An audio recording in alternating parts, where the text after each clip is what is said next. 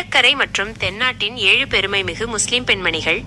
இந்த 7 பெண்மணிகளும் பக்தி, அறிவு, தாழ்மை ஆகியவற்றால் உயர்ந்தவர்கள். இவர்களின் அடக்கஸ்தலங்கள் இன்றும் ஆன்மீக நினைவிடங்களாக திகழ்கின்றன. 1. ஆமினா உம்மா. குடும்ப பின்னணி. இவர் மாதகுர் ரசூல் சதக்கத்துல்லா அப்பா ஒலி அவர்களின் மகள், கதீஜா உம்மாவின் பேத்தி ஆவார். சொர்க்கத்து பெண் என புகழ் பெற்ற ஆயிஷா உம்மாவின் மகள், மலாக்கா அப்துல் காதிர் ஒலி அவர்களின் மகளும், வெள்ளை அஹ்மது லெப்பை ஆலிம் ஒலி அவர்களின் மனைவியும் ஆவார். புகழ்பெற்ற மாப்பிள்ளை லெப்பை ஆலிமின் தாயார் இவரே. சிறப்புகள். ஆமினா உம்மா மிகச்சிறந்த ஒழுக்க சீலமுடைய சூபியாக வாழ்ந்தவர்.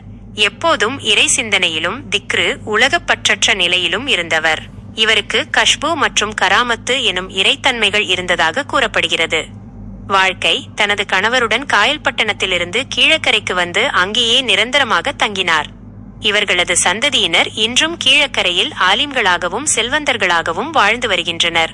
மறைவு. இவர்களது அடக்கஸ்தலம் கீழக்கரை அருளியர் தைக்கா மதரசாவுக்கு வடபுறத்தில் அமைந்துள்ளது. 2.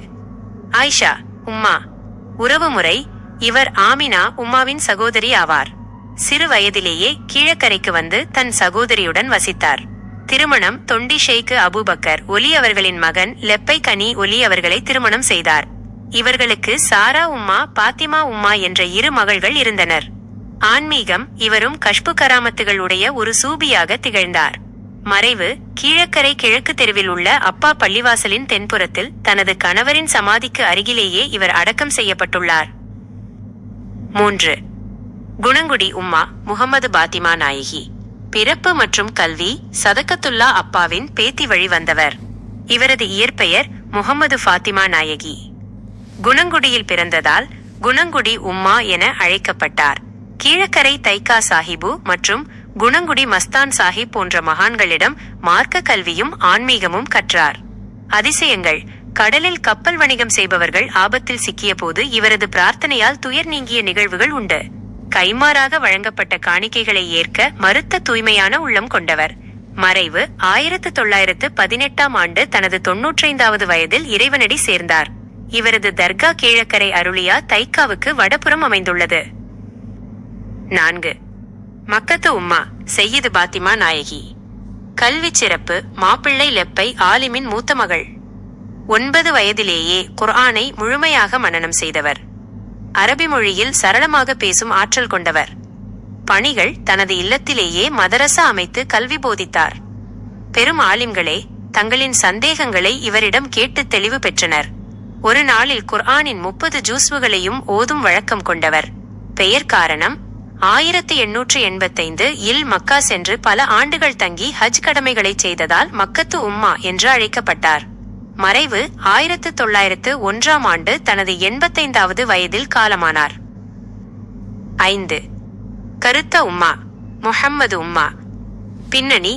100 நாமா பாடிய செய்யிது அஹ்மது மரைக்காயரின் பேத்தி.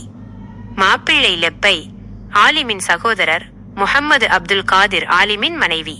சிறப்பு. எதையும் இலக்கிய நயத்துடனும் கருத்துடனும் பேசுவதால் கருத்த உம்மா என பெயர் பெற்றார். சொந்தமாக மதரசா நடத்தி சிறுவர்களுக்கு குர்ஆன் போதித்தார். மறைவு. 1924ஆம் ஆண்டு தனது 87வது வயதில் காலமானார். 6. ஆமினா உம்மா. 2. ஆமினா உம்மா. வாழ்க்கை. கீழக்கரை தைக்கா சாஹிபுவின் பேத்தி.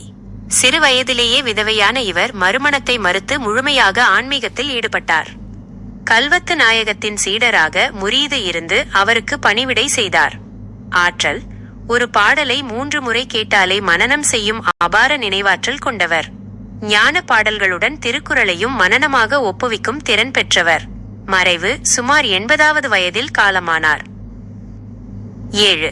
சூபி செய்யிது ஆசியா உம்மா. மேல் வீட்டு உம்மா. தனித்துவம். இவர் கீழக்கரை வள்ளல் ஹபீபு மரைக்காயரின் குடும்பத்தை சேர்ந்தவர். எப்போதும் மெய்ஞான பாடல்களை பாடிக்கொண்டே இருப்பார். வீட்டின் மேல் மாடியில் தனித்திருந்து இறைவேட்டலில் ஈடுபட்டதால் மேல் வீட்டு உம்மா என அழைக்கப்பட்டார். இலக்கியப் பணி. மெய்ஞான தீபரத்தினம் 63 பாடல்கள், மாலிகா ரத்தினம் 22 பாடல்கள் போன்ற நூல்களை அரபு தமிழில் இயற்றினார்.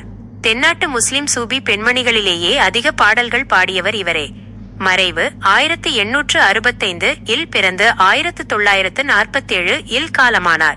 இவரது உடல் வள்ளல் ஹபீபு மரைக்காயரின் சமாதிக்கு அருகில் அடக்கம் செய்யப்பட்டுள்ளது.